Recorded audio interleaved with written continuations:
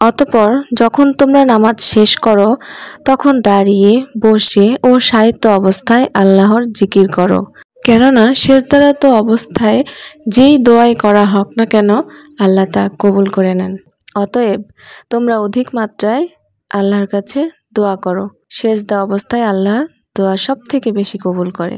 আসসালামু আলাইকুম রহমতুল্লাহ। সবাইকে আরও একটি নতুন ভিডিওতে স্বাগতম। শীতকাল শেষ হয়ে বসন্তকালের আগমন ঘটেছে। শীত চলে যাচ্ছে আর আমার মায়ের ছোট মেয়েও চলে যাওয়ার সময় হয়ে যাচ্ছে। যে কোনো সময় ছোট বোনের হাজবেন্ড আসবে আর বোনকে নিয়ে চলে যাবে তাদের নিজের বাড়িতে। তো বেশ কিছু ফ্রিজে দুধ জমেছিল আর সেই দুধগুলো দিয়েই ভাবলো যে শেষমেশ শীতকালও শেষ, পিঠা খাওয়াও শেষ, আবার আগামী বছর কার রিজিকে কি আছে জানি না। তো এই কারণে দুধ পিঠা বানানো শুরু করে দিয়েছিল। আর রাত 12:30-1টা পর্যন্ত আম্মু নিজের হাতে চিতই পিঠা বানানোর পরে দুধে ভিজিয়ে রেখেছিল এই পিঠাগুলো। আর এগুলো এখন সকালে নাস্তা হিসেবে আমরা খাবো। আর আমার আব্বুর যেহেতু ডায়াবেটিস তাই একটু মিষ্টি কমই আমরা খাই, কারণ ডায়াবেটিস একজনের যখন হয়েছে বংশ পরম্পরায় দেখা যাবে যে বাপের যেহেতু আছে আমাদেরও হবে। মার হাই প্রেশার আছে, বাবার ডায়াবেটিস আছে, হার্টের সমস্যা আছে, সো আমাদেরও রোগ ব্যাধি ধরাটার চান্স কিন্তু খুব বেশি। আর এমনিতেও আমরা মিষ্টি একটু কমই খাই। আর এগুলো খেজুরের গুড় দিয়ে বানানো হয়েছে, তবে খেজুরের রসের পিঠার কিন্তু আলাদা টেস্ট। খেজুরের রস দিয়ে চিতই পিঠা খেতেও কিন্তু ভারী মজা। তো আমরা আর এবার খেজুরের রস কালেক্ট করি নাই, কোথাও থেকে পাইও নাই। এদিক দিয়ে সকালবেলা আব্বু বাজারে গিয়েছিল আর গরুর মাংস, সাথে এই যে ছোট মাছ, পাবদা মাছ, তারপরে রুই মাছ, এগুলো নিয়ে আসছে বাজার থেকে। কলসি, এত বড় একটা কলসি, সিলভারের কলসি নিয়ে সিঁড়ি বেয়ে যাচ্ছি ছাদে। ছাদে গিয়ে কি করব? এত ভারী কলসি নিয়ে আমার কাজটা কি বলেন তো? কাজ তো আছেই, যার কারণে ছাদে যাওয়া। আর এই যে কলসিটা নিয়ে এখন যাচ্ছি ট্যাঙ্কির সামনে। পানির ট্যাঙ্কি থেকে ডাইরেক্ট পানি উঠাবো। যদিও আমাদের বাসায় এত কাজ করছে, কিন্তু ডাইরেক্ট পানির লাইনটা করে নাই। স্যানিটারি মিস্ত্রিকে এতবার যে বলা হয়েছে যে একটা পাইপ দিয়ে অন্তত ডাইরেক্ট লাইনটা আপনি আমাদেরকে করে দেন, কিন্তু দিব করতে করতে লাস্টে আর দেয় নাই। তো এখন এই যে ট্যাঙ্কির মুখটা খুলে তারপরে একটা জগ দিয়ে ডাইরেক্ট পানি নিয়ে কলসি ভরিয়ে তারপরে নিয়ে আসতে হয় বাসায়। আর তারপরে সেই কলসি দিয়েই আমরা পানি খাই। তো ডাইরেক্ট পানিটা কি হয় খেলে একটি মানে একদম, যেহেতু বেশ ঠান্ডা আর এখন তো মোটামুটি গরম পড়ছে, তো ঠান্ডা পানিটা খেলে ভালো লাগে। আর শীতকালে তো গরম পানিই খাইতাম। তো আমরা ডাইরেক্ট পানি শুধু খাওয়ার জন্যই খাই, এমনি অন্যান্য কাজে ব্যবহার করি না। তো এই কারণে শুধুমাত্র খাওয়ার জন্য এইভাবেই সংরক্ষণ করে নিতে হয়। আর আমি কিন্তু ছাদ থেকে একা নিয়ে আসছি এই জগটা আর এই কলসিটা কিন্তু ভীষণ ভারী, তারপরও নিয়ে আসলাম। তো আব্বু এখানে দেখেন এক বক্স খেজুর, এইটা প্রায় 700 টাকা কেজি। খেজুরটা অনেক মজা। আর এই যে টেস্টমি এসএমসি গ্রুপের এই ট্যাংটা আমরা নিলাম, প্রায় 12 প্যাকেট থাকে, তো একসাথে নিলে 200 টাকা করে রাখছে প্যাকেটটা। তো ট্যাং আসলে বাজারে কিনতে পাওয়া যায়, তো ওইগুলোর দামও তো অনেক বেশি। এই মুহূর্তে আসলে এত দাম দিয়ে এত বড় ট্যাং কেনার কোনো ইচ্ছা নাই। তো দেখেন মাশাল্লাহ খেজুরগুলো কিন্তু বেশ লোভনীয় এবং এত নরম। আমার হাজব্যান্ডের এই খেজুরটা এত পছন্দ।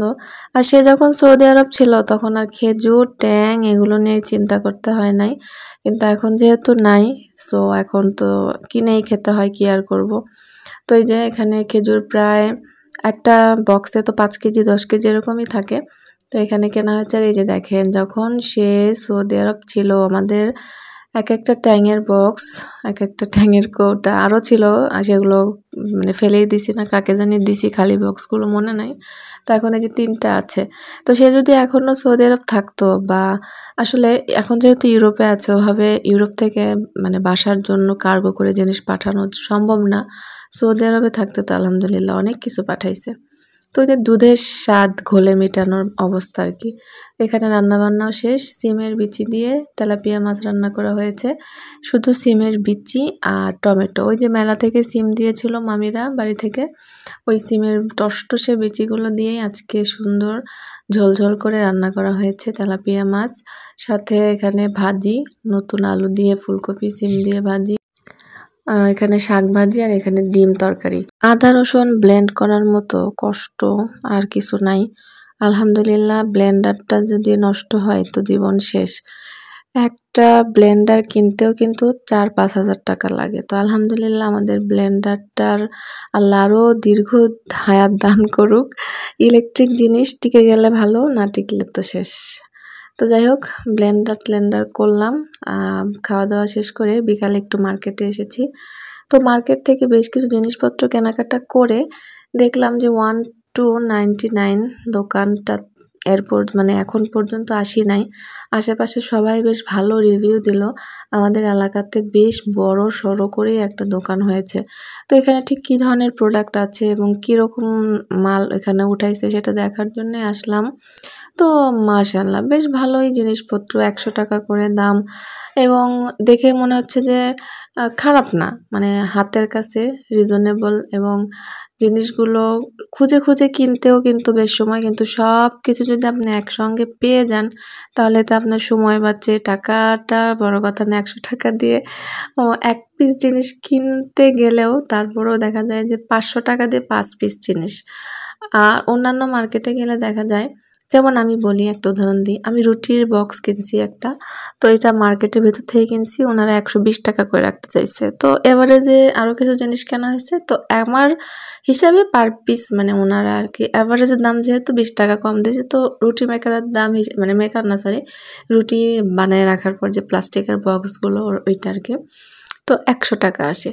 এখানে এসে দেখলাম অভাব নাই 100 টাকা, অথচ মার্কেটের ভিতরে ওনারা 140 টাকার নিচে দিবেই না, সেটা এখানে 100 টাকা। অথচ মানে ওই যে অ্যাভারেজে আরও কিছু কিনছি, যার কারণে কিন্তু পরে 100 টাকা করেই দিল।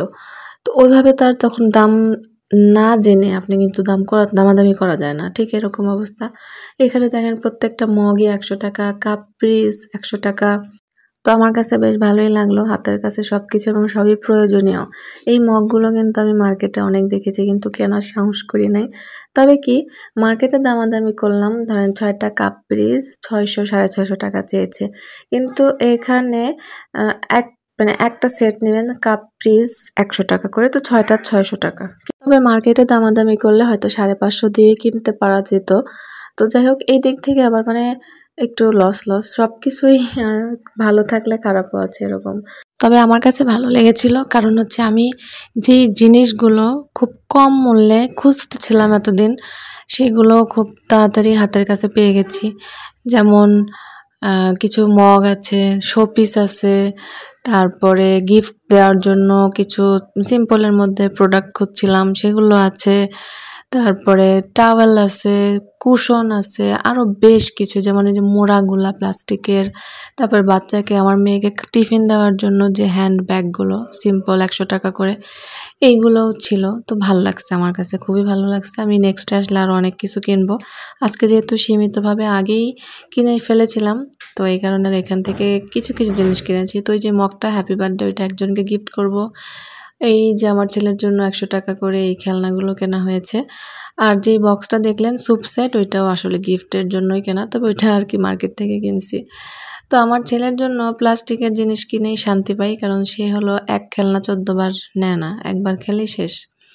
আমার মা অনেক দিনের শখ ছিল অ্যালোভেরা গাছ কিনবে, তো আজকে কিনেও ফেলছে। আর এই যে রুটি বক্সটা যেটার কথা বললাম যে মার্কেটে 140 টাকার নিচে দিবেই না, আর এই যে টুলস বক্স আমার ছেলের জন্য এটাও কিনছি। তো এটা কিনে আমি যে লস খাইছি রে ভাই, ভিতরে প্রত্যেকটা প্রোডাক্টই ভাঙ্গাচুরা, কি আর বলবো।